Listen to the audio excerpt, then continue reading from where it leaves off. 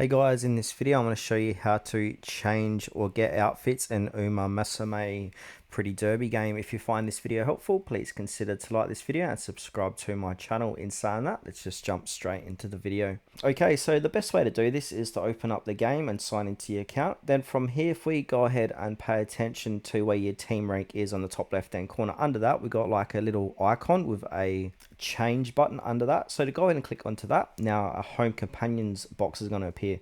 Now this is where we can go ahead and change our outfit. So go choose which one you want to do. So if you want to change your home outfit, click on the home, and now we can go ahead and click on enhance, race, story, or that one, or you can just do random, click confirm, and then click confirm again, and then your outfit's gonna change like that. So you can see it changed. Now if I click onto that again, so if I want to click on enhance, or actually what else we got here, so we got story, we can go ahead and change a different outfit. So if I want to do say race, I'll click confirm, or if we click on the home, we can do random as well, click random, or we can change into that, click confirm again. So yeah, this is the best way how to change outfits in Umamusume game.